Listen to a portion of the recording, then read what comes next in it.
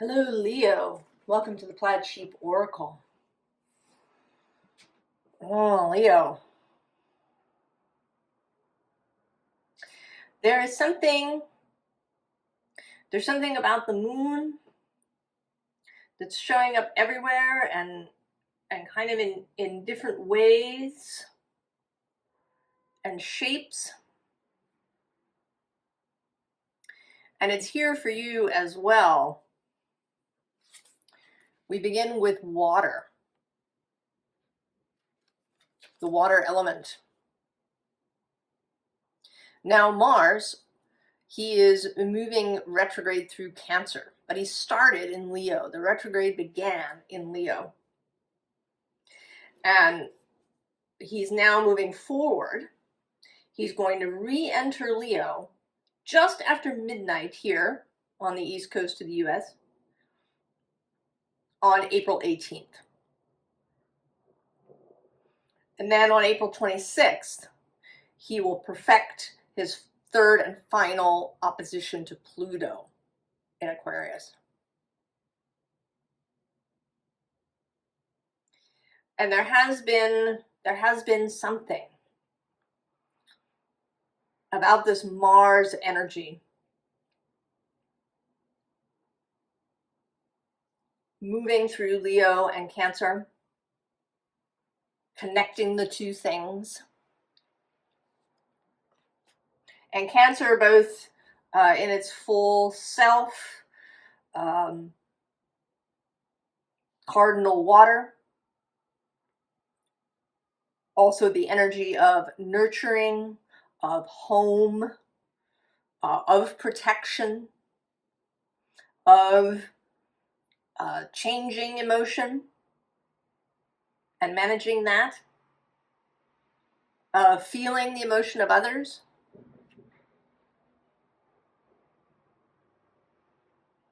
and managing that, as well as this energy of the moon. And the moon, right, is emotion, but it also has to do with fear. And that seems to be how it's, at least partly how it's coming through in your reading. The scene underlying here is the luminous warrior.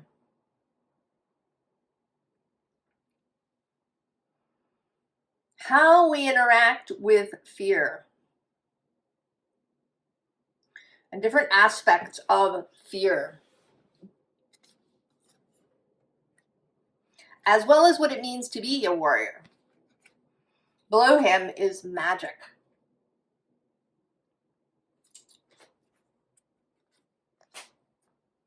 So all is not as it seems.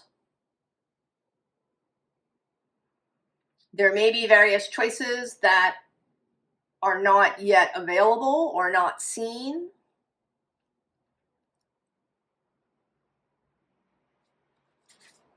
And then the bottom of the deck is thunder. Revelation. Strong, fast movement. And also possibly the nature of fear. If you were out on the plains and you heard the thunder of a bison stampede, you might be alarmed.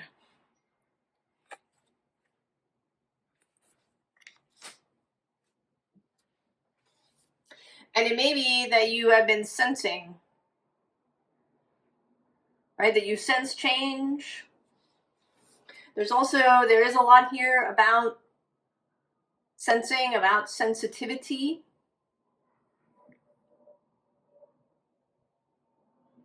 And in a really subtle way.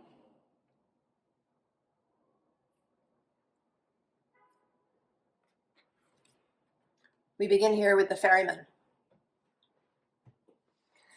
Mars passing through this lunar watery space. Now, if you listen to sort of astrology generally, both pop astrology and even more in-depth astrology, people talk about how Mars in Cancer is in his fall because he's considered to be exalted in Capricorn.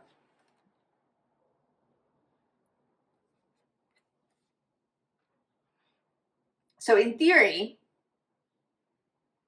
that means that he's really uncomfortable in the Cancer space. But if you've been here with me, you know that I don't see it that way. What I see is that we are uncomfortable with this energy. We, human society,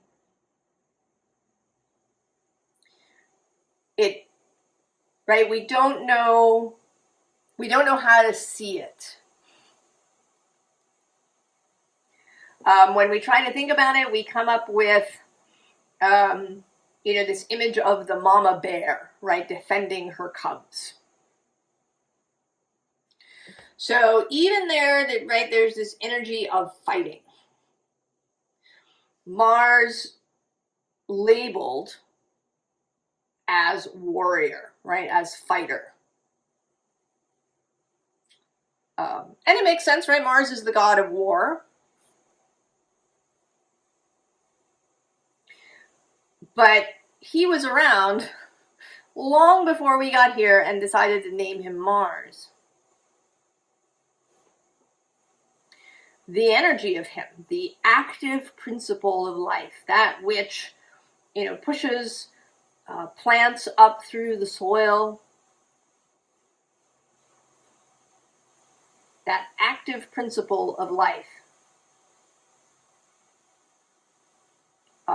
was there long before the idea of war.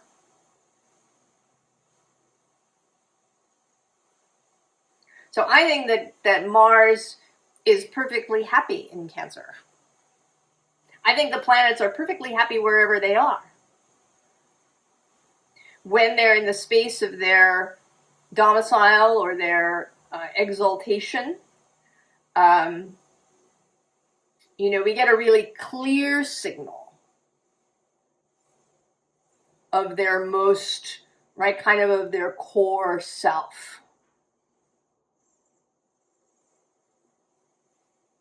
But that doesn't mean that they're uncomfortable in these other places. It sort of feels like people, if you grew up maybe in poverty, perhaps, it's quite possible that you would feel really uncomfortable in a very luxurious space. But you don't have to, right? It's entirely internal.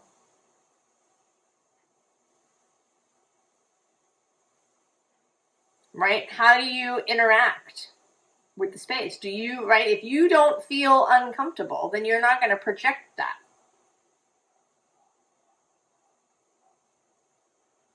Right? You may have met people who are kind of uncomfortable everywhere. And you feel that. And then there are those people that are at home everywhere. And this is another aspect of this Cancer energy, this idea of home.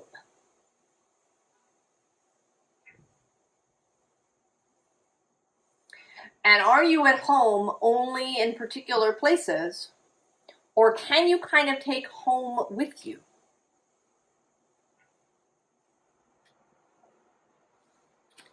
Below him is this pearls of wisdom.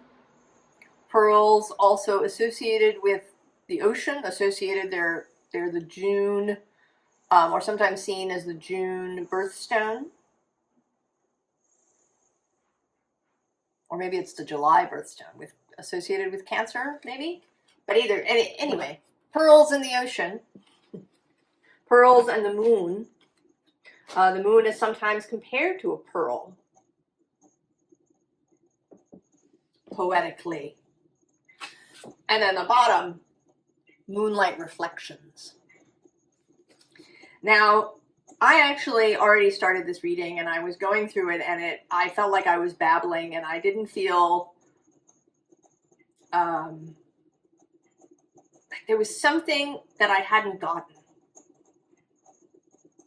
And then a friend texted me about something, and she was saying that, you know, the thing that we were discussing was something that she had been terrified of, but that, you know, maybe it was coming up now so she could get over her fear of it. And suddenly I thought, oh, that's so fear.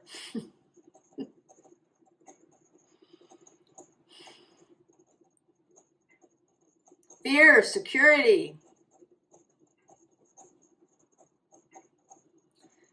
Right? That, the nature of the warrior.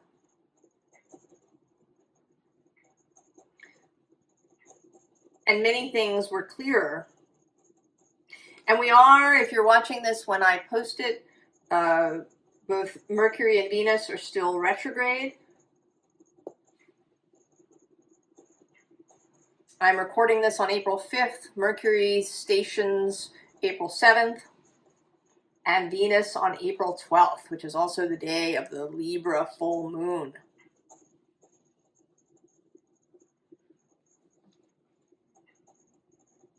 And here, you know, with this, right, this person in a red outfit,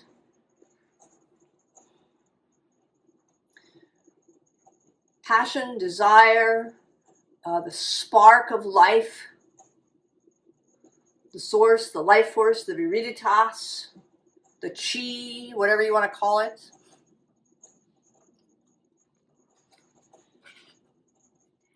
And how that relates to both fears and our sense of home, our sense of being able to be at home.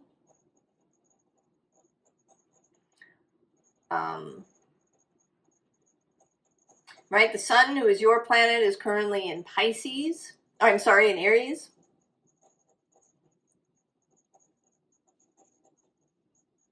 I'm having an Aries Pisces thing because they're so interrelated at the moment. But the sun is in Aries. Yeah, the luminous warrior. The sun is seen as exalted in Aries.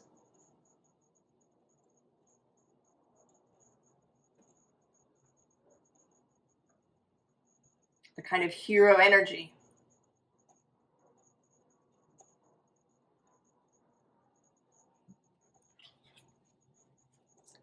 Tea party. Seeing things differently. Like we often think that we need a substance, right? The shrooms, the ayahuasca, the peyote, even tobacco.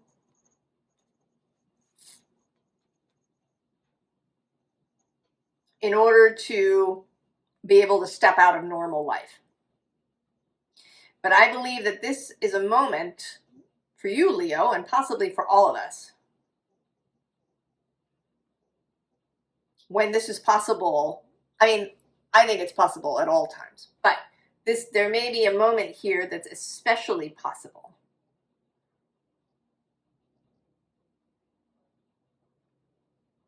A little bit later this month, the sun will meet Chiron. And this healing energy. Actually, I think it's in fact on the day of the Libra full moon, on the 12th, that the sun meets Chiron.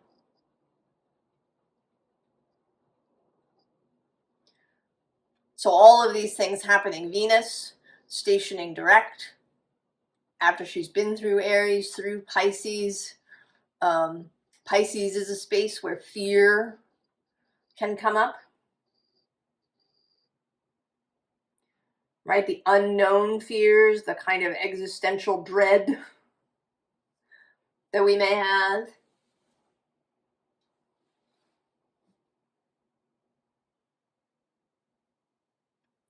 It may be that we've been looking at all of these things. And the ability to see things from the outside.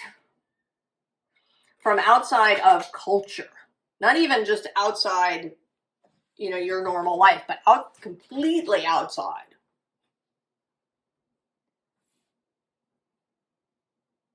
Of cultural norms and ideas. All of those things that are just the air that we breathe.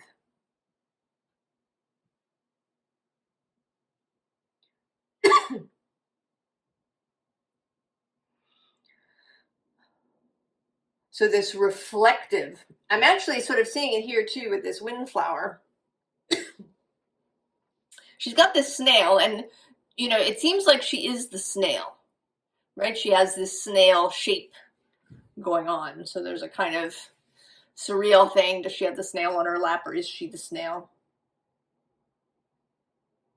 It's like she's contemplating her own home.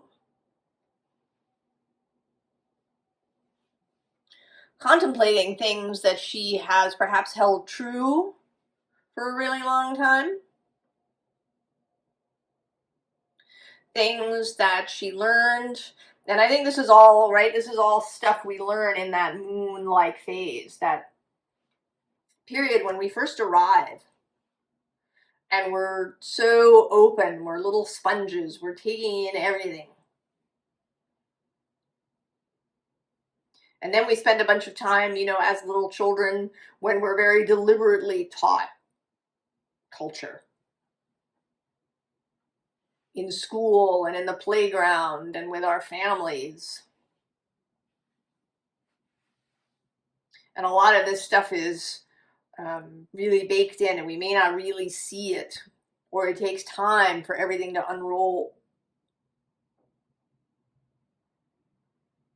And maybe for us to feel confident enough. And I think that then we get the warrior again.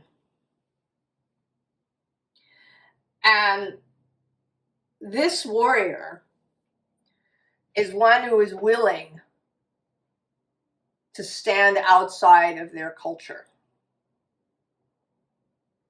You know, it isn't necessarily about fighting in any way or being, you know, the spiritual warrior. It's not really about that. It's about the willingness to stand outside of culture. And the willingness almost, you know, I almost want to say it's actually kind of, I mean, yes, it's about courage, but almost not. It's about releasing fears. Coming to a place where there's a bunch of things that you are no longer afraid of. Courage is only necessary when we do have fear. If you're not afraid of something, then you're just going to go.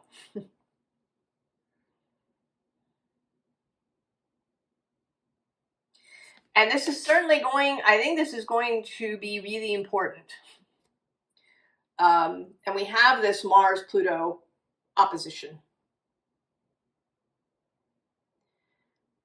And I think it's going to be really important for many of us to be able to step out of the group when that is necessary.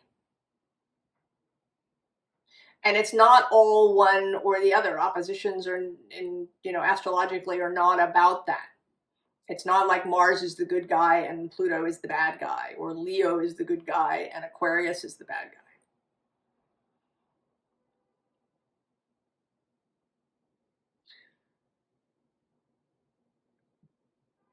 Right, so where you, I mean, there may be times, of course, when you stand with the group.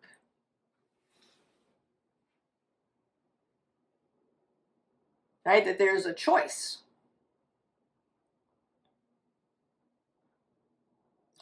But it feels more like that I think there is an element that it is Leo's energy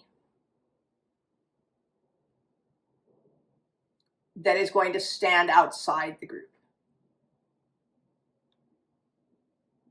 That will be the example of that.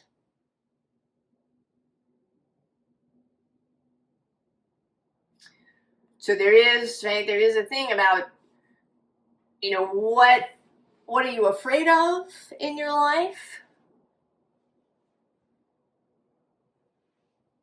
Are you still afraid of these things? Or maybe why are you afraid? I think there are questions, right, with this Aries Pisces border. You know, places maybe where you're afraid of erasing borders, and other places where you're afraid of stepping outside of the border and being, you know, choosing in your own way.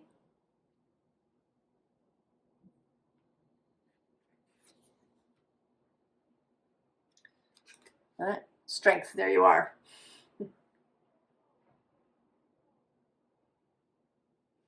And the bottom of this deck is the Queen of Cups. Leo and Cancer. And both the active principle and the receptive principle.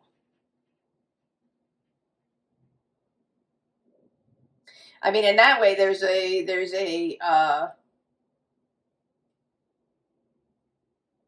Mars-Venus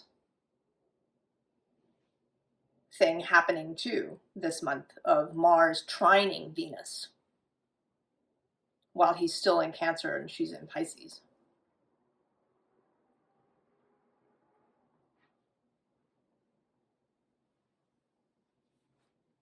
The ability to move fluidly.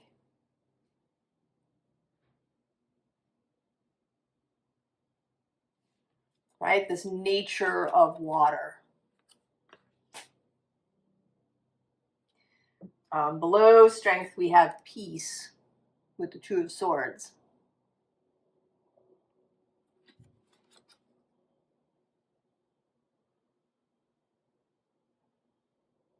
Being centered.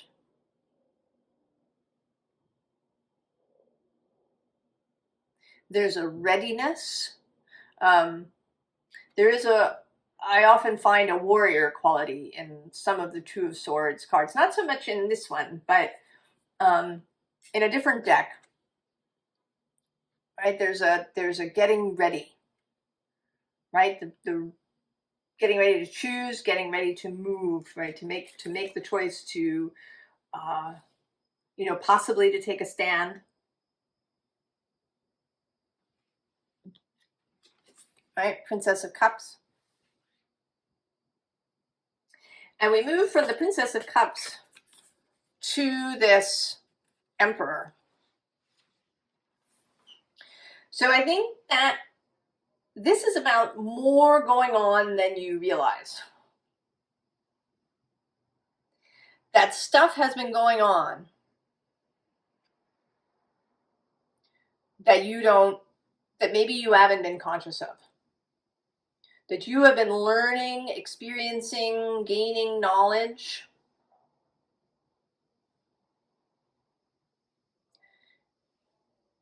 In ways that you don't even know. I was listening to Ian McGilchrist tell this story about a guy who had worked with horses for a long time, and in the latter part of his career, he worked as a tipster at a racetrack. And if he went and he looked at all the horses before they ran, and he just chose, what's his first reaction? That horse would almost invariably win. But if he stood around and he kind of analyzed and examined and took time to do it, then he was wrong. So that initial response, because he had all those years of experience, right? That aspect of intuition. You know, and he hadn't been collecting that information for that purpose. But, right, it was all in there. And now it could really express itself if he didn't, you know, consciously get in the way.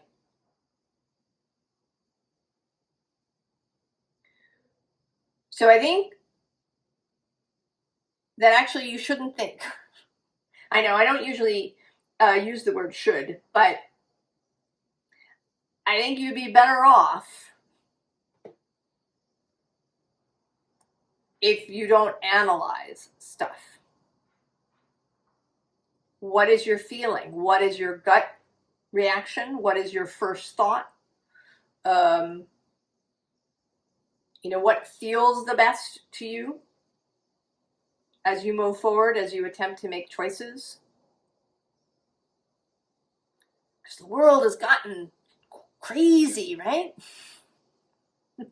There is so much information coming from every quarter about everything.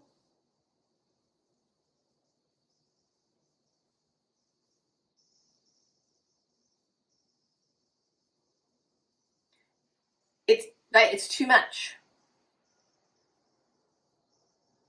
And you don't need it. Right? You've been living your life and gaining knowledge, gaining abilities, gaining skills.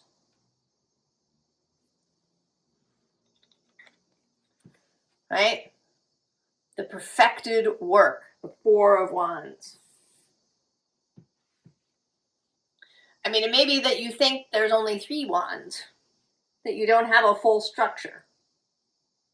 But I say that you do, because you've got not only the Four of Wands, but the 9 of Discs, the 9 of Pentacles.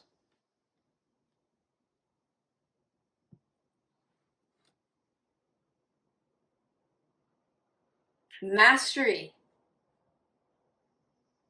of life's physical aspects.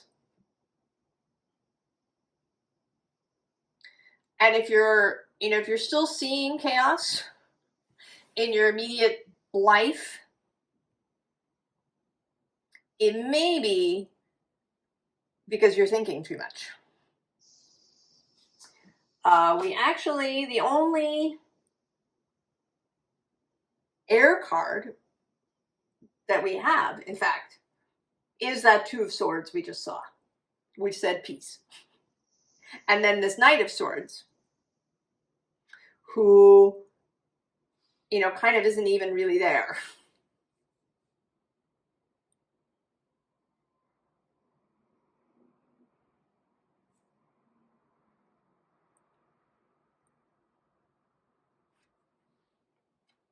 Two of Wands, right? This kind of decision, the flash decision,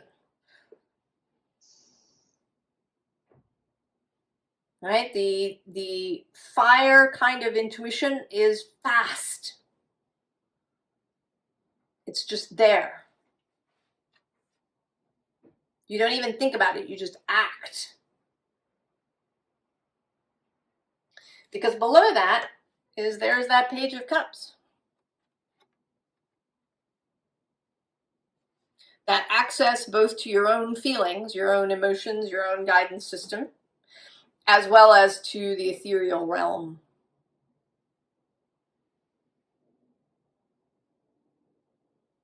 Right? The moon is also the realm of the mystic. So as Mars has been moving through there, he's also been spending time in that mystic energy.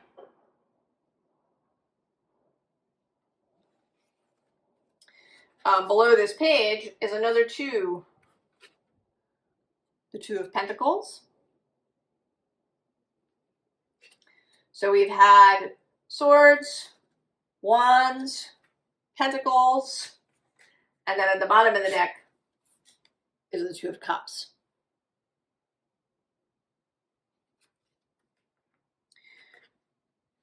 Strongly about relationships.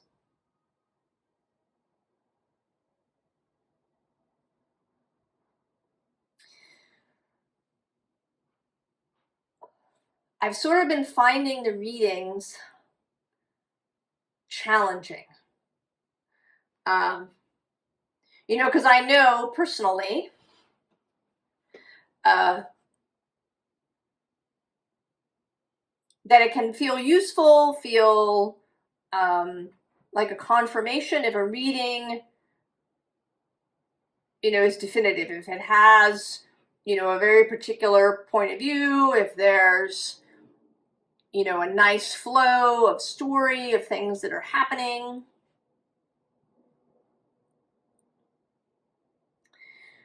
But the readings have been moving away from that. They're becoming more mystic, more holistic.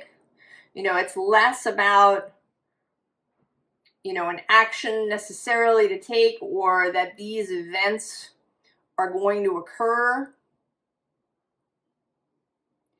And it's more about a state of being.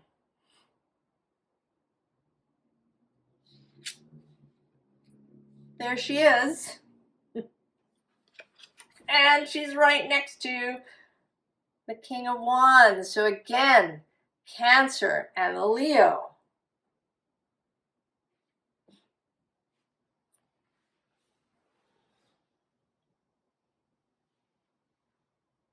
And both this watery, mystic, intuitive, receptive, cyclical, pearl-like, misty nature. And then, right, this inspired, creative, fiery. I mean, the King of Wands is fire of fire. He is the ultimate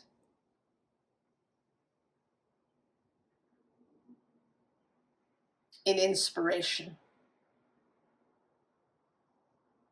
He moves, and actually, you know, he honors that, right, that intuitive thing. He honors his moon. He doesn't act until he's inspired to act. Right? He's not a hunter sort of energy. Right? That's more of the Knight of Wands who goes out. The King waits. It's kind of it's a sacral sort of energy. Sacral and root chakra kind of energy. Right? It's there. It gathers. It builds strength. It listens. And then when the signal comes, it can activate that solar plexus will to act.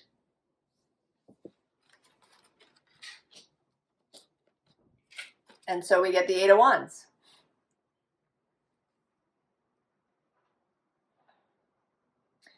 As I've said, I think in every reading, the storm is coming.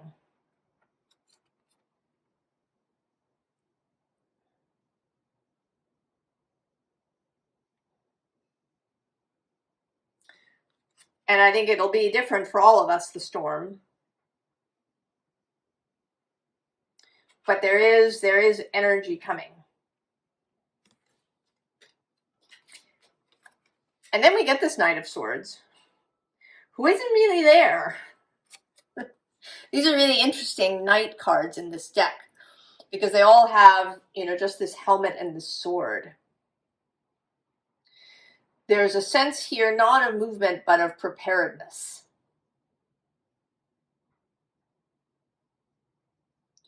A readiness, but not an over-vigilance.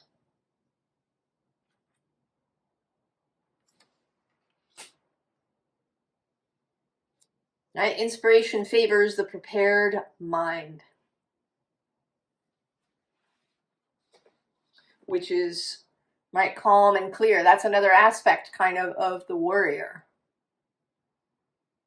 Right? That focus, that preparation that the kind of classical warrior does. I mean, they learn their warcraft. And that goes through stages too. You know, I sort of feel like, you know, if someone is studying martial arts, that when they're in the kind of intermediate phase, they've learned a bunch of things, that's that really reactive period. You know, where someone taps them on the shoulder and they turn around and flatten the person. Right? They just react. The body has learned all these moves, but the mind hasn't really caught up.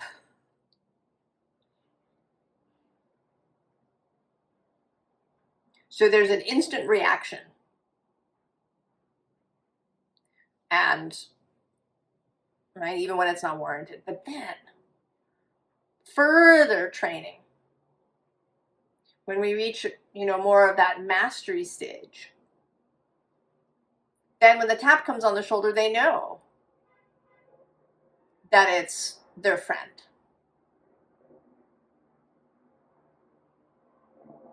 Right? The ability to release, you know, kind of the autopilot only when it's appropriate.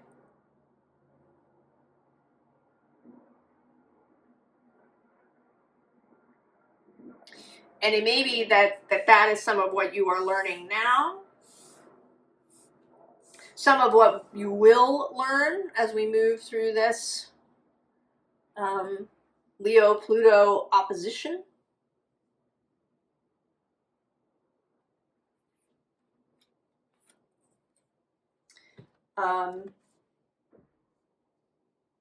Right, this relational thing between the individual and the group. Maybe even internally relational, what your different motivations are.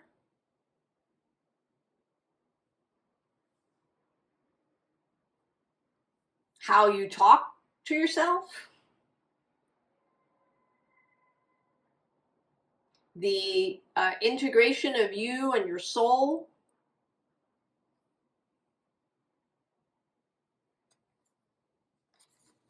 And then the Three of Water.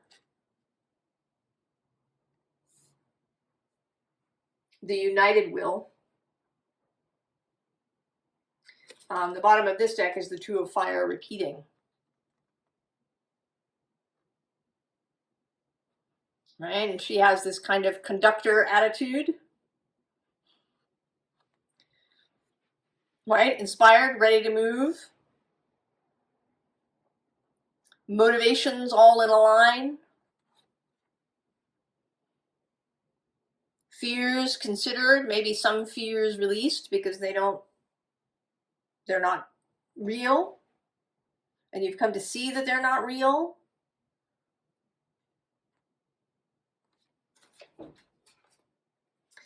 And below this we have both the sun, and this particular sun, right, breaking through the clouds.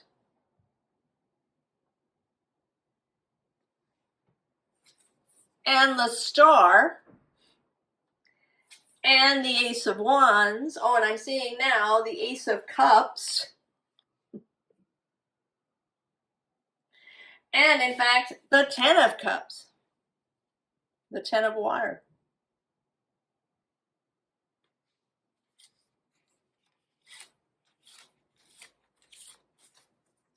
And this too, now showing up, the sun and the star, Leo and Aquarius.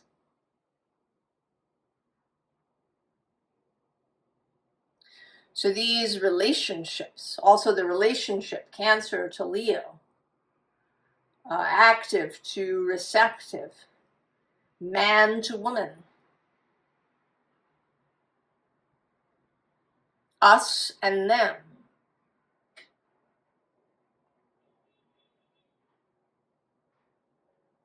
The self and the group.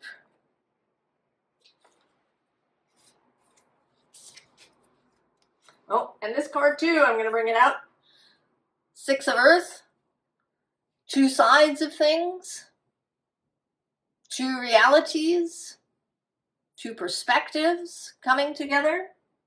The ability to stand in both. The yes and.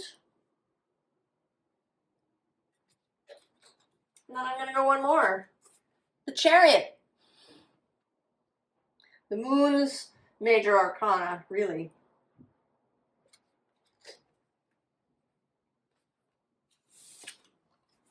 And then the Empress. Venus showing up.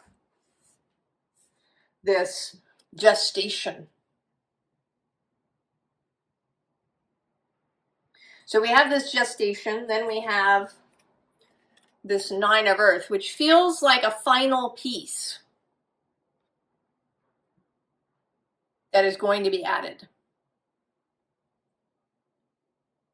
There's some final element.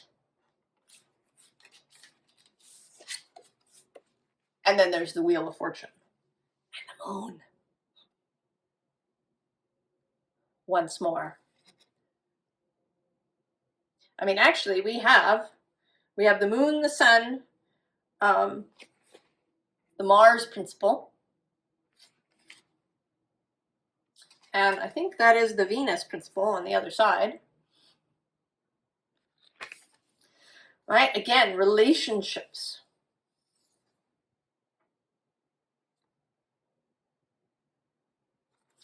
Right? And this is the Leo glyph,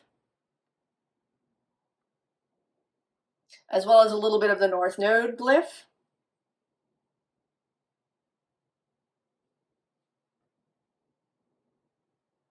And there's here choosing to set this wheel in motion. And then we get the Ace of Earth. So now we've had all the aces show, almost all the aces show up, except for the Ace of Swords. It's kind of here, right, with this Knight.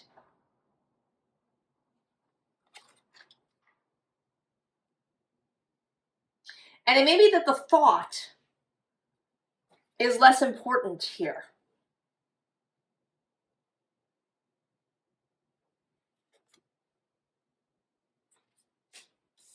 So there is entirely a possibility here of a new way of life for you. And maybe for all of us. Right? In the choices made, in fears set aside.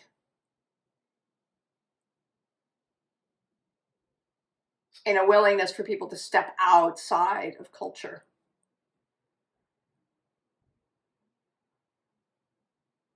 To advocate for the life force.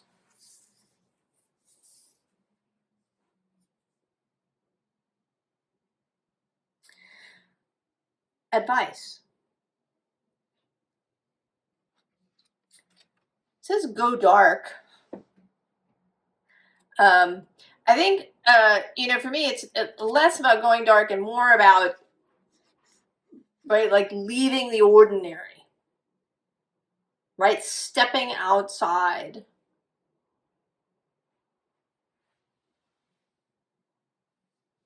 Of culture. The bottom of the deck is protect the fledgling. So there is a period here when these things are new, when these ideas, when our understandings, right, that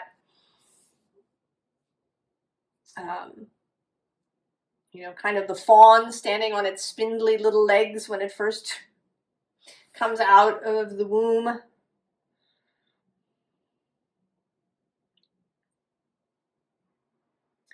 And right, will need extra protection. The fawn will need extra protection until she's old enough.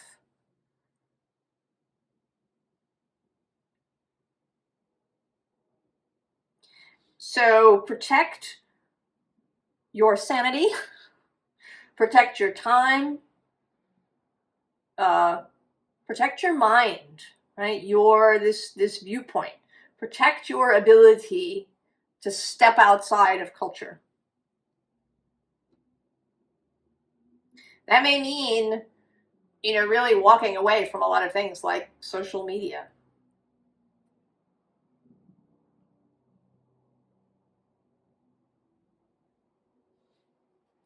Right? Because then we have turn your back. Bubble your boundaries. And also court the feminine, which I think is actually court the mystic. Court the moon. You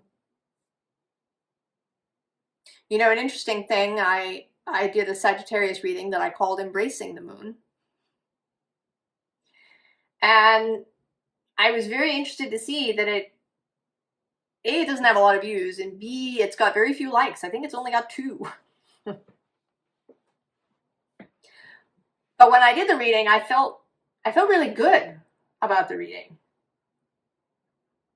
But it seems like the message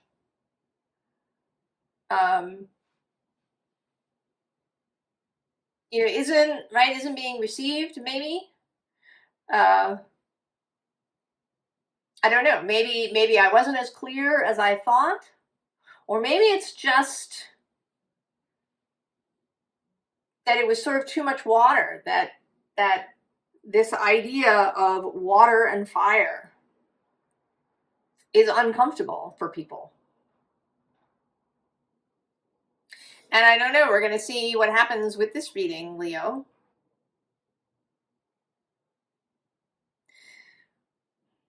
It feels really important.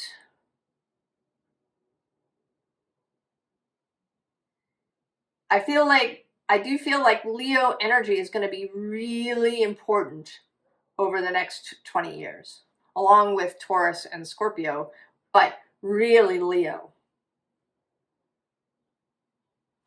Right? That the sun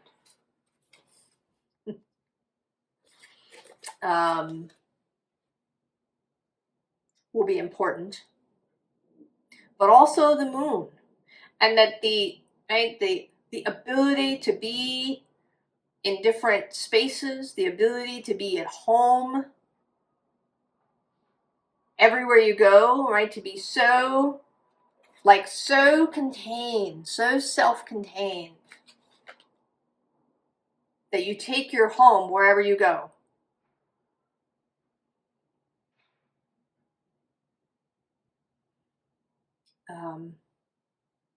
And that the mystical is going to be really important.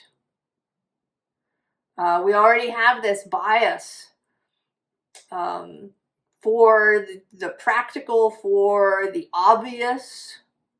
I don't know if you've been noticing it. I have, in new shows. There's a lot of tell rather than show. You know, things are really explicitly stated rather than being implied, rather than some aspect of action or behavior illustrating the point, right? The point is really here. This is it. Right? That the ability to be nuanced, to understand nuance, to comprehend the symbolic and the mystical. It's at kind of a low ebb societally. So I think all of these abilities, this Cancer, Leo, fire and water, maybe Aries and Pisces as well, and perhaps Scorpio and Sag, although they haven't really been showing up together very much, but we'll see what happens. That this is going to be really important moving forward. I'm going to finish with 2 poems from my Year of Rilke. I used to do this more often. Sometimes I used a poem as an inspiration for a reading. And it really sort of called to me today. The first one is from the April 18th poem, which is the day that Mars re-enters Leo. And it's from a letter that Rilke wrote to a friend. Oh, the joys of travel, to feel the excitement of sudden departure, not always knowing whither. Surely you and I are in agreement about that. How often did my life seem concentrated in that single moment of departure? To travel far, far, and that first morning's awakening under a new sky, and to find oneself in it, No, to discover more of oneself there, to experience there too, where one has never been before, one's own continuity of being, and at the same time to feel that something in your heart, somehow indigenous to this new land, is coming to life from the moment of your arrival. You feel your blood infused with some new intelligence, wondrously nourished by things you had no way of knowing. And then a poem that I came to by sort of library oracle, rifling through the pages and stopping where it wanted to stop. This is from the second Duino elegy, Too Vast to be Contained. We may yearn to come to rest in some small piece of pure humanity, a strip of orchard between river and rock. But our heart is too vast to be contained there. We can no longer seek it in a place, or even in the image of God or an angel.